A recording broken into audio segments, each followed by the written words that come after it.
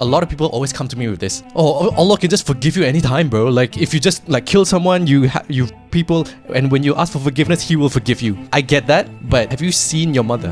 Have you seen the amount of shit you've done to her, and she forgives you? But it doesn't mean that that's like everything's okay. And as you grow up, you start to realize like forgiving someone is way harder than giving them like affection. Every single form of like love that you can give someone, right? You can show them care, money, sex, everything. Compared to forgiveness, forgiveness is the hardest thing. The funniest part with forgiveness, when we look at someone forgiving someone, it can seem like a form of weakness.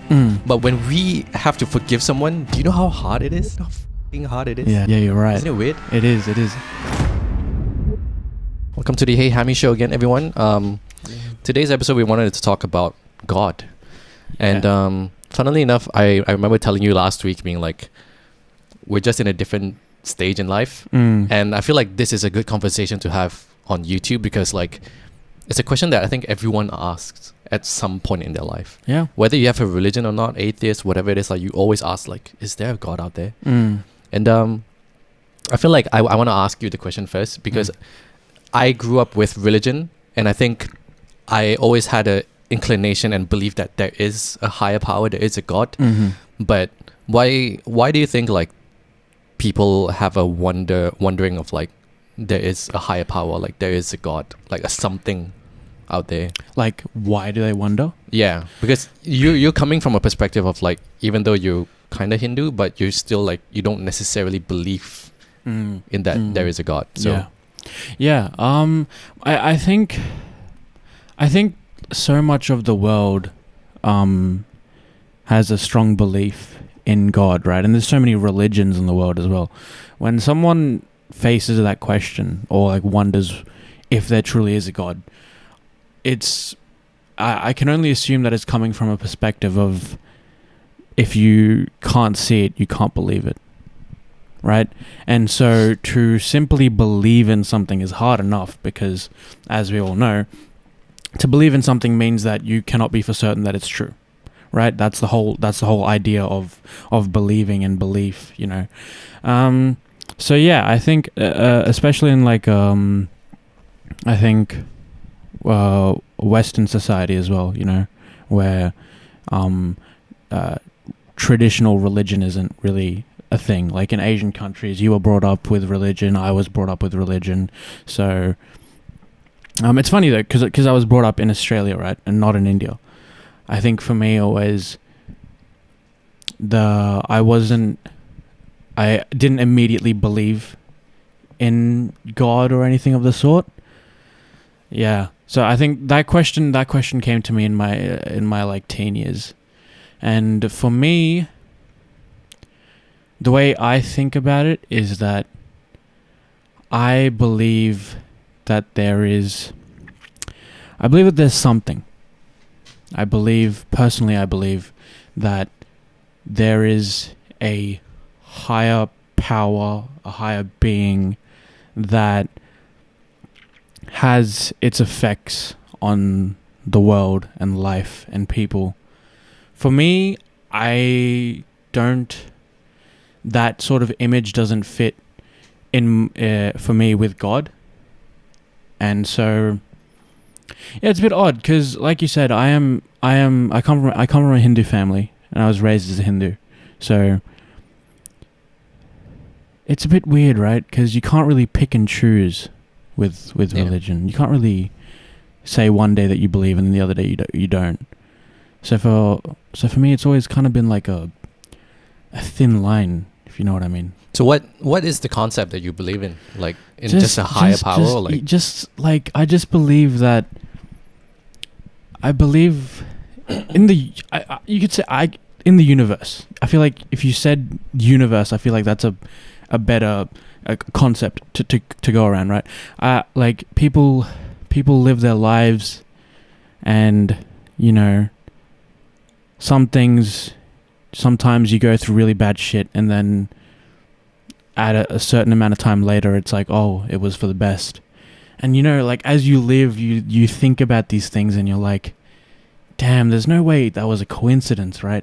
And so for me, it's not just that I have I believe in that sort of thing, I also want to believe in it. Yeah. That's also another thing. Like, I want to believe that there is a higher power out there that, you know, has done its little thing on everyone and everything. And so I think how I could word it is that I believe there's something, and I believe that something has done its job, and now we just live our lives. Yeah. Yeah. It's brought an interesting point because, like, if I'm looking at it in a perspective of someone who someone who believes in God, right? I'm someone who believes in God. There was an interesting point with, like, the fact that everyone wonders about it, in the existence of it, that means there is a God. Because everyone is born with the innate behavior that they think there is a God. It's not about, like, a higher power, but you believe, like, there is, like, the fact that you're thinking about it means God is putting it there. If you're just purely human, then you wouldn't even think about it. Because what do you have to wonder about if you're human, if you're just living your life? If you're just purely living your life for this monetary value of, like, just living life on earth, then you wouldn't even think that far. Yeah. But you did bring a good point with, like, the idea and power of belief, and, like, how you believe in the energy of the universe. Because Andrew Tate also brought a point where, like, if you were stranded on the sea, right? And then you had two islands. One island, if you went, they don't believe in God, and they look at you as food, and then they eat you up. And then the other island, if you go to, and they believe in God, and then they don't eat you, they take care of you, they give shelter to you. Even if you don't believe in God, you have to accept that the concept of God saved you. So maybe God isn't just an entity, but a concept. Then it can also give you, like, a different perspective that God as a concept actually has morals and, like, values to bring to the earth, which we need a balance of both. Because I don't believe in a state where, like, you can live life without religion. I don't believe a place can live without religion. Okay. I see where you're coming from. Yeah, I understand that. Yeah, because when you look into, like, the details of a religion, as to, like, why you can't eat this, why you can't do this, sex before marriage, then it's what, like, we're so accustomed in the Western culture to do certain things, and then we don't believe in God. But to be honest, without the moral value of religion in itself, not even a specific religion, I can't imagine where the world would be. Yeah, that's interesting. You know what's funny? From what you just said in terms of, like, the house of religion in society, right? And how it has its effects of morals and values and ethics on the way we work, and the way that we do, right? From my perspective, I'm kind of thinking of it as, like, if we were... You see, in my head, I'm thinking of it as, like, we were made, and then that was it, right? And then the same morals and values and ethics that you talked about, either you choose to believe that they can come from a place of religion, right, or that they come simply from humanity. And I think it's really interesting, because certainly one is not wrong and one is not right. Yep. But it's funny how my perspective on it is a little bit different, in the sense that, for me, instead of doing it for the sake of a higher power, you do it for the sake of people.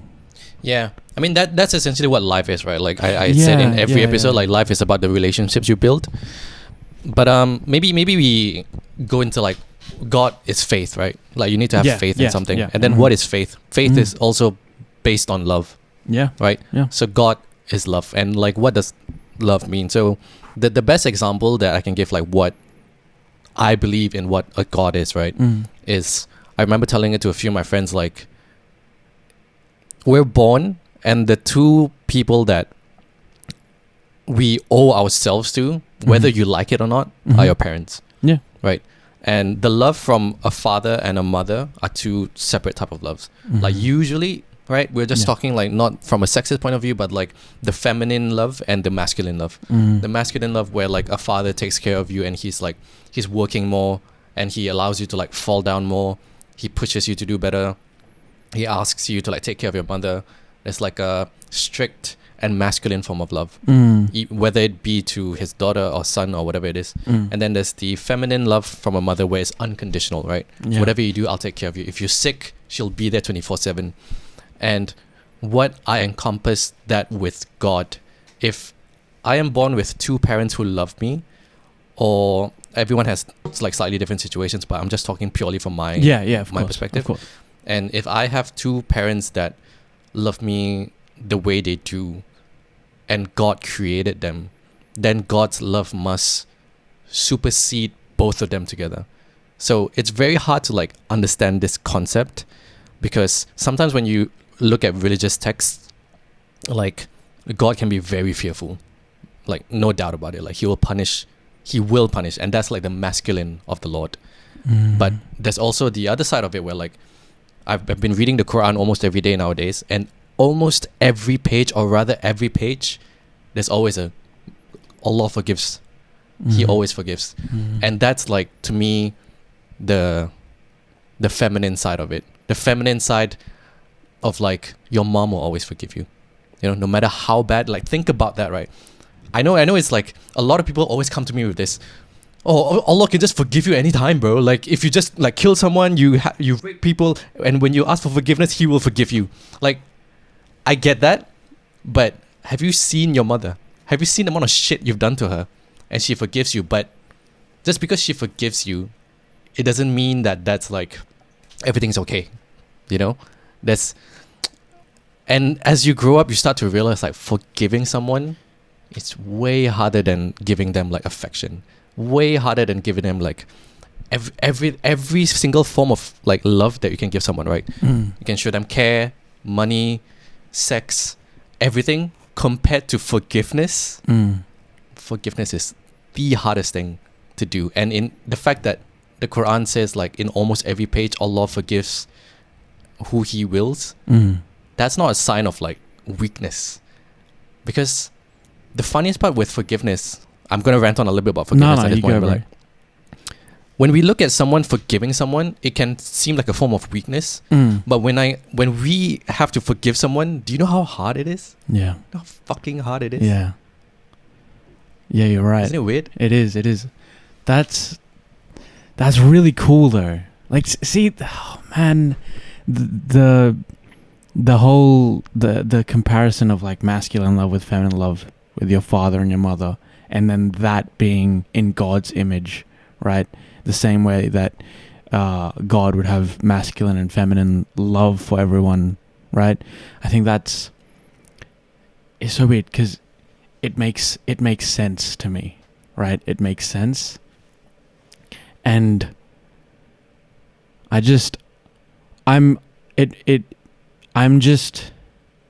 it's weird, man. It's hard to put into words. It's like, I'm happy that you believe in that. Yeah.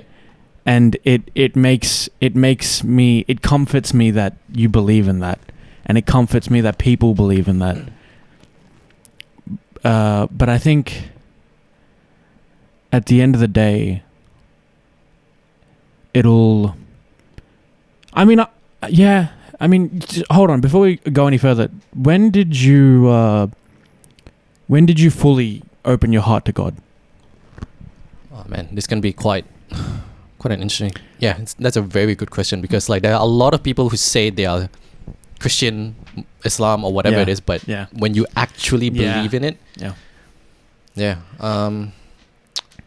Should I just go to the story of like how like the questions? No, go on. Yeah, so I'll move on after that. There's the part of like my journey with finding God. I think this is pretty interesting because like I'm born Muslim, but I definitely went down the road of like I researched Christianity, Hinduism, Judaism, everything to like really dumb down of like why do I believe in this higher belief. So from the get go, I already believe in like there's a higher power, there's a God. So that was something that I've already based myself on. Mhm. So my first question personally, my first question was, how do these people in history act, and how do they pray? Mm. So that was my main first question. Yeah. So I looked back and like Hinduism to me, no offense or anything. no. It's just I didn't believe in the deities and all these kind of things. So Mhm. I didn't really research that much. Yeah. Buddhism, not too much as well. And then so I decided to look at the three monotheistic religions, which is Islam, Judaism, and Christianity. Mm. So the first thing I asked myself was, how did they pray? Mm. I'm going to follow how they pray first. Before I even look at what I want to believe in, I'm just going to follow how they pray. Okay. So I told myself, okay, let's look at Prophet Muhammad. How does he pray? Prays to one God, puts his head on the floor, prostration, right? So that's what he does. Mm. Jesus, same thing. Jesus, peace be upon him, same thing. Mm. Prostrates to the floor. Moses, same thing. Abraham, same thing. Adam, same thing. If all these people are like the what's the word I'm looking for? The key holders of like religion and God, right? Mm. I'm going to follow that first. Mm. So I did. I followed just that. And once I understood that fact, then the next question comes to like, which one should I believe in? Because now there's three, right? Yeah. There's three religions. Which one should I believe in? So I looked into like the stories of their life before prophethood, before anything. Right. So looking at Prophet Muhammad's life, he became a prophet at 40 years old. So I wasn't necessarily interested anymore in the prophethood. I was looking at what he did for 40 years of his life, Mm. right? And there's a nickname that he has in his community, which is Al-Amin. Al-Amin means the honest one, the truthful one. And I read this book called The First Muslim by Leslie Hazelton, and it was just showing what he did throughout his life and how he's an honest man, all this kind of thing. And I'm like, okay, good. At least now, like, I look up to this person. This guy has been, he believes in one being of a God, but Yeah. he doesn't, like, he's not a messenger. He's just a normal guy, Yeah. but he's Yeah. known to be the honest one and the forgiving one, which is the hardest thing that you can do. Right. Right? Yeah. As we just said, forgiving someone. And then I looked throughout Jesus' life. Jesus' life was the man who preached, the man who taught love, right? And that was also something like I look up to. I mean, the fact that we're doing this podcast, right? It's like we're showing, not only are we showing conversations, but like I think we're also showing like love that we have for each other, Yeah. faith, because like we can have these conversations without like Animosity. animosity, yes, Yeah. correct. So looked up to him, but to me the question was like, how did he pray? So if he prayed the same way Prophet Muhammad prayed, then I'm like, then I can't go to Christianity, because the belief is that he is God, he's the son of God. So I couldn't get with that. So I was looking at how he prayed and also the overall religion. And then the last one was, or rather the first one that came, was Judaism, which is Moses, right? Everyone knows Moses, split the sea. Moses is an interesting one because I feel like for guys, or rather the innate human nature, he has the one that has like the most relatability, because he is a very angry guy. Like he gets pissed, he questions a lot of things. There's even like a part where like Didn't Moses get angry with God? with God. Yeah, exactly. yeah. Exactly. He was going ham, bro. This guy was basically like going up to God, being like, God, why are you doing this to me? And then God was like, a thunder and lightning, boom. And he's like, oh, no. I'm not going to do that again. He has a lot of those moments, which is very, very human, right? Very human. And I looked at him and I asked myself the same question again. How did he pray? You know, how did this Judaism religion pray? And I followed, like, he believed in that one God, and there's a little bit of difference with like how they view themselves as they are the chosen people, but I just looked at how they prayed. And then to sum this all up, from my personal perspective, I looked at it as like, this is the arc of the story, and Islam is the final formation of it. So that's when I personally found it like, okay, Islam is the only one where like you are responsible for you, and I pray directly to God. It's not that I have connection with him, like as if I'm a messenger as well, but you are responsible for your own thing. And even though we have our Prophet Muhammad, if you get his forgiveness, like for example, if Prophet Muhammad, like you were in the time of Prophet Muhammad and he asks God to like pardon you, to forgive you, even that alone cannot save you because you have to work on yourself. And I believe in that, like, you are responsible for your own doings, your own deeds. And that's how I fully came about to be like, you know what? Then Islam is my choice. I believed in it. And from there, then the rules come. Because I think a lot of people... They look at the rules first. Look at the rules first, correct. Which is fine. Like, I did the same thing. I did the exact same thing, trust me, because I went through like that whole rabbit hole of like, why is music haram? Why is this haram? Why is that halal? Why is that haram? But then I stopped myself like, you know what? What's the point of asking these questions if I don't actually love the religion or the God, right? That's like me, I guess, in terms of dating as well, right? That's like me going to you as well. It's like, oh, what do you like? What do you love? I'm like, why do I need to ask that question if I haven't even liked you yet? You know, like you're just trying to impress, but you haven't even like developed a relationship. So I had no relationship with God at this point. Yeah. So now that it's been a few years since this has happened, probably in 2018, it's definitely a learning lesson of like how much I believe in God. And going back to your initial question, right, which was like, how did I reach to the point where like, do I believe in God? And I think it's a lot of years of like asking this question of who do I believe in? Who are my mentors? And then I believe in him. Sort of like how you've already known, if you think about the past, about how your parents have taken care of you, you love them. But only when I really hit rock bottom recently. And like if you, for example, in the analogy would be like, if you leave your family and 2 years go by where you don't see them and you're in a foreign country, that's where you're like, okay, I really love my parents. So this is the point where like I've hit a lot of bottom and you're there for me, but at the end of the day, I have to have my nights by myself. I have to have my mornings by myself. And I have to be in my thoughts by myself. Right. So the only thing I had left was God. And I feel like recently was my moment of like, not that I didn't believe in him, but you're the only one that can help me right now. And it says in all the verses where like, he is the only protector of all hearts. So that's why I've been like, yeah, that was my journey. Yeah, man, that's just so, it's so cool to me, right? It's like, I said this before already, but I find comfort in that. Like, I find comfort in other people's strong beliefs for their religion. Comforting but painful to go through, right? Yeah, of course. And it's just, I guess the reason I asked you when you opened up your heart to God was just because maybe, you know, I haven't lived a lot of life yet. So who knows, you know, down the path, what experiences I have, what I go through, whether or not that leads me to a certain path. But for most of my life, so in Hinduism, right, of course, we're what is it? Polytheistic. Polytheistic? Yeah. Right. Yep. So there's a lot of deities, there's demigods and all of that, right? But even then, we have a word for God, singular. Yeah. I remember Bhagwan. Yeah. Right? And so my whole childhood, my whole upbringing, that word was said to me, right? Bhagwan, believe in Bhagwan, you know, and he'll be there for you. And pray to him when you're in need of help, when you're suffering and all of that, right? And so I think eventually the concept of Bhagwan for me went less from God and more into life.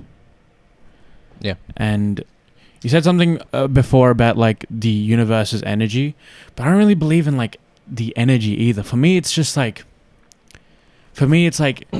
there is something that I believe created the universe. I believe created everything. And us as humans, as we've evolved, we've discovered the things that were created, you know, science, physics, chemistry, molecules, atoms, and all of that stuff, right? And even though even though there's a lot of things that science can account for and a lot of things that science can't account for, I think all of that encompassed is in one, right, to me, is the proof of a higher power. Yeah. And so for me, that's what I believe in. So, like I said before as well, you can't be both. You're either one or the other in terms of either you believe in it or you don't. Yep. So which is why, even though my beliefs and my values right now don't exactly correlate with, you know, any specific religion, when my family go to the temple, I still wholeheartedly pray. Yeah. With all my heart. I fully believe in the prayers that I'm saying, right? I believe that when I go on my knees and bow down in front of an idol of a god, I believe that's worthy. Like I'm doing something there. Like I'm actually paying my respects to something. Yeah. So yeah, it's a bit confusing and it's a bit hard to put into words as well. But I guess for me and most of my life, that's just what I've leaned towards. I've always thought that every human is responsible for their own lives to live, like you said, you know, as you said before. And so for me, I think for me, it's like I believe that if there is a God and God created all of us, I believe that He wouldn't exactly care about what we believe in Him. 100% correct. Yeah. If at the end of the day it's our We need Him. yeah, right, and the way that we live our lives, the way that we do things. And you've said this so many times before, but no one knows your heart better than God. Yeah. Right? So it's like, even if I say right now that I don't believe in God, right, at the end of my life, after everything I've done, after everything I've lived, if, you know, I go to the pearly gates or whatever and he's just chilling there in like a lawn chair, then I'll be like, yeah, I kind of expected it. Yeah. You know? But He will also know you better than anyone else, being like, maybe He'll scold you for like 20 years. Yeah. Right? Yeah. God will scold you for 20 years, but He's like, nah, but I know something deep in your heart that no one else knows, and I knew you believed in me. So yeah, so see, like that was the part where, like, that when you internalize that mindset that you cannot know anyone's heart, that's when, like, you really let go of things, which is kind of funny, because then that's what love is, right? Like, when you're with your relationship, your partner and everything, you kind of feel like you know their heart, but at the end of the day, you don't know what's fully in someone's heart, and you just got to trust them for what they've shown you and stuff. Yeah. So yeah, I think to sum it up in terms of my belief, I think the simplest way to put it is that I believe in living life to the best that you can. Yeah. And that itself is my belief in higher power. Which you brought a point where, like, even though you don't necessarily believe in one thing, I think the thing that I wanted to talk about is the act of praying, and how just the act of praying alone is actually the physical thing that you can do to save your mental health.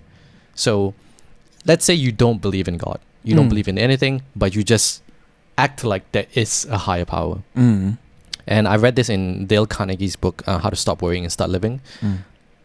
He said the act of praying alone, getting on your knees or whatever it is, however you pray, and believing in a power that knows better than you, that mentality, that act alone is how you solve things that are bigger than you. Because there are a lot of moments in life, especially from what I've been going through as well, it's like there's a lot of moments where we feel like we can solve something, and the more you try to solve it, the more you realize, like, no, I can't solve this. I don't have the power to solve this. And it's that saying of, like, you can't change someone, right?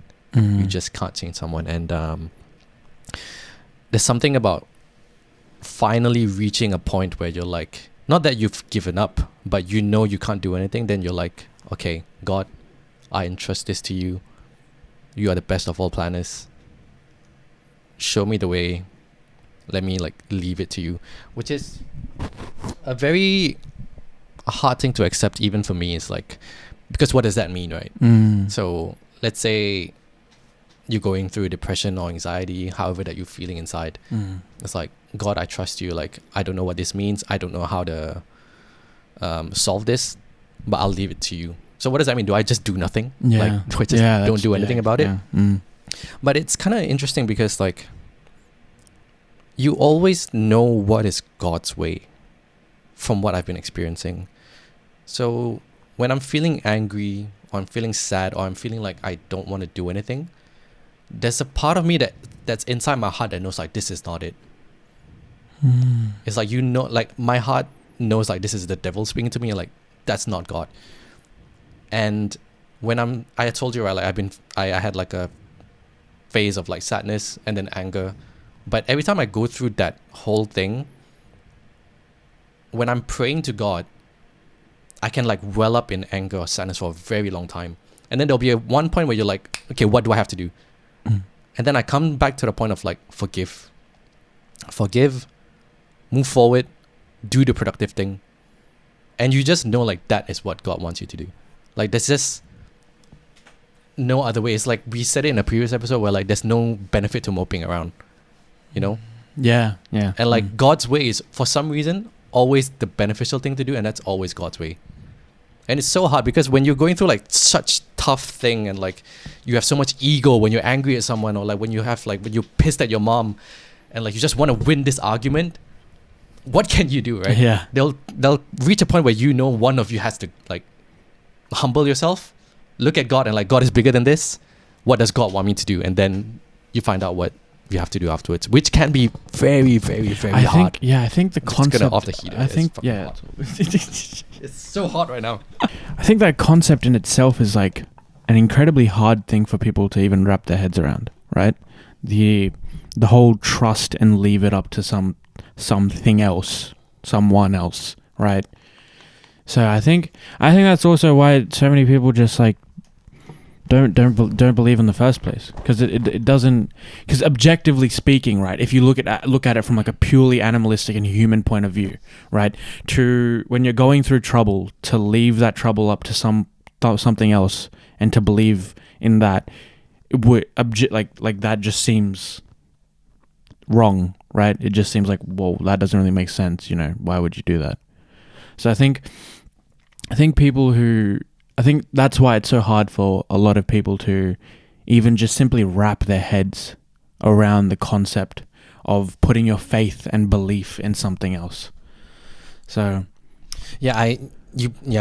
continuing on your point, what I've realized was having faith in God in your problems, you know, it's also saying that you have to sit with your problems. And sitting with your problems and sitting with your anxiety, sitting with your worries is like one of the hardest things to do, because like what do you want to do, right? You want to push it back out of your mind. You want to go to work. You want to have fun. Like these distractions, which is fine for like, for example, for me, for someone who worries a lot, after like I think of like 5-10 different ways to like make a solution for one thing, I'm like, okay, done. Like time to like distract myself. But if it's for someone who like is always who don't want to like solve their problems and they don't want to sit with it, then I guess praying can be very scary, because you have to sit with God and talk about your problems. And maybe I can help a little bit with like that perspective, because the thing that I learned from George Janko's podcast was, don't sit and talk to God about how big your problems are, but talk about how big your God is compared to your problems. Because God is above everything, and your problems are nothing to him, bro. No matter how big you think it is, right? When things are so bloody complicated, oh my, you never know, man. You really genuinely don't ever know. I mean, we believe in K-drama sometimes. We believe in weird shit sometimes, right? Yeah. The movie Devour as well, right? Yeah. Let me explain a little bit again about this movie Devour, right? It's based on a true story. Wife and husband got into a car accident. Wife literally forgets who her husband is. And then the last thing she remembered was she was in love with her ex-boyfriend. They got back together. Husband left. 6 months later, everyone broke up. Another 6 months later, they suddenly met each other in New York. Real true story, all right? and they fell in love and they have like 2-3 kids. That's above like, that's God, man. That's just God. Like he can make things go so far and just so crazy that you're like, what? Yeah. You know? Yeah.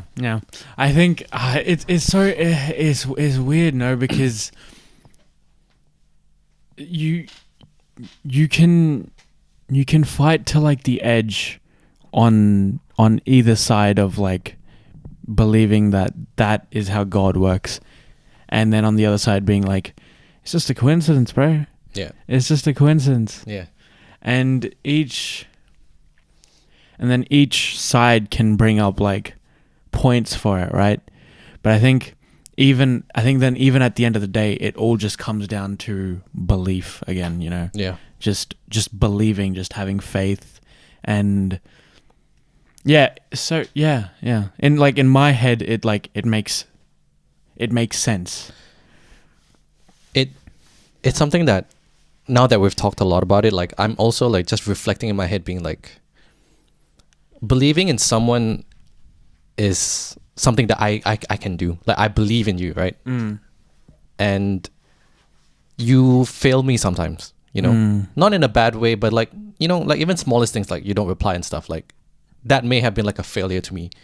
And that's already like, but I still believe in you. And I find it absolutely hilarious and I guess disappointing of me that if God tells me that everything he does for me will be good for me as long as I pray to him and I need to believe in him and he can do everything, but there are moments where I don't believe in him, I just feel like, oh man, like I really have to like reflect on how I view God, because it's crazy how I can believe in another human being who has disappointed me rather than a God who will never disappoint me and is always there for me. So yeah, that's kind of weird, right? Yeah. The relationship with God is so weird. We're at the 40-minute mark. Let's end it off with a story that I think all three monotheistic religions definitely agree on, with the story of Moses. I think you know a little bit with like how Moses came about. This is what, going back to like what God can do, right? So Moses was born under the tyranny of the Pharaoh, right?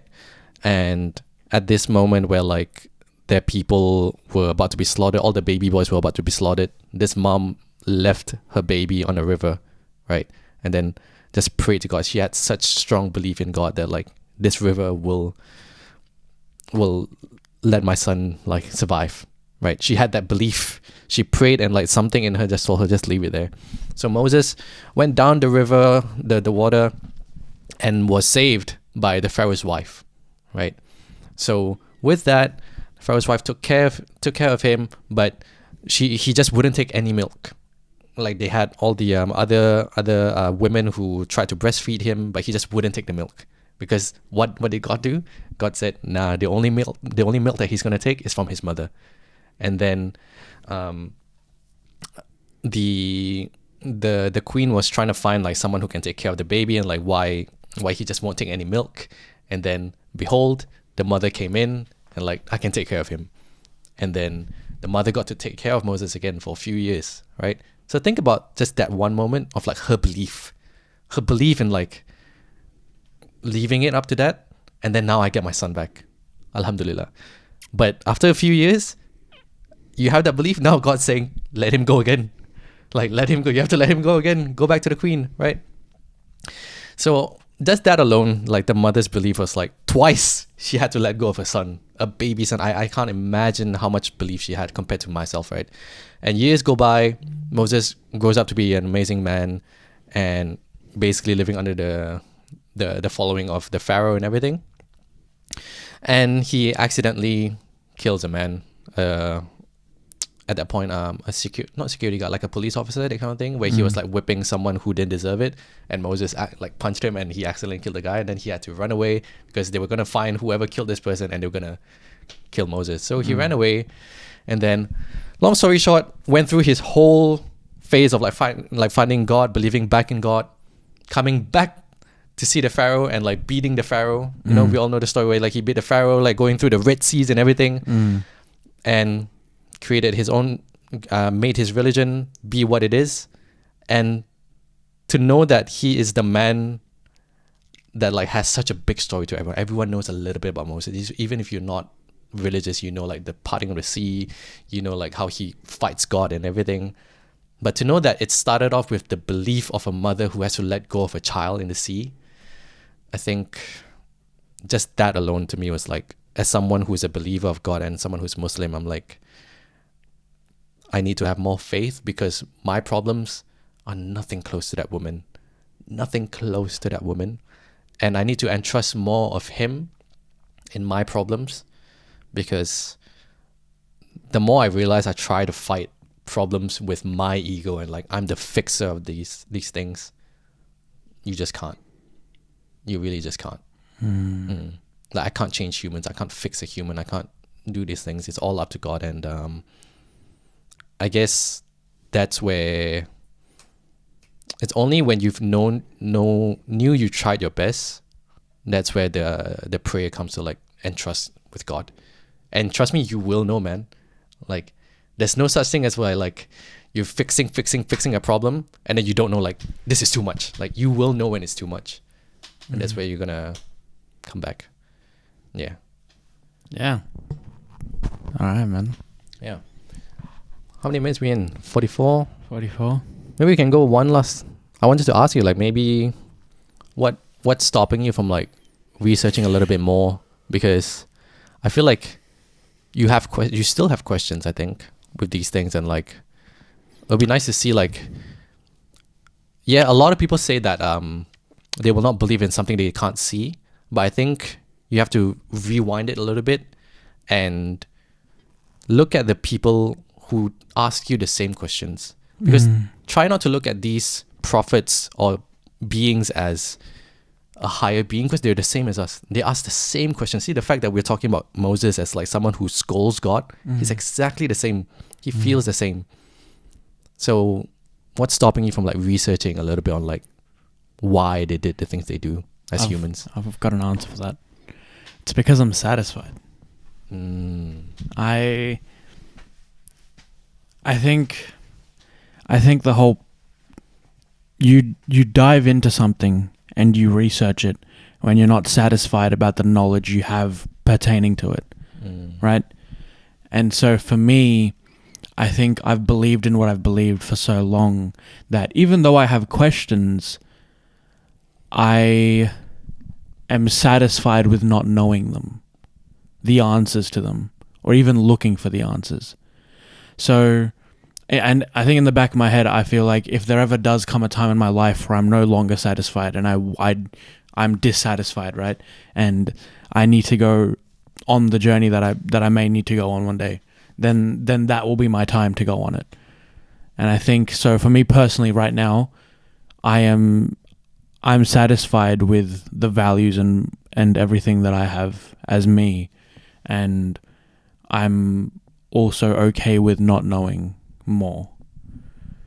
Yeah, I love that, because I feel like people who have religious belief don't understand that.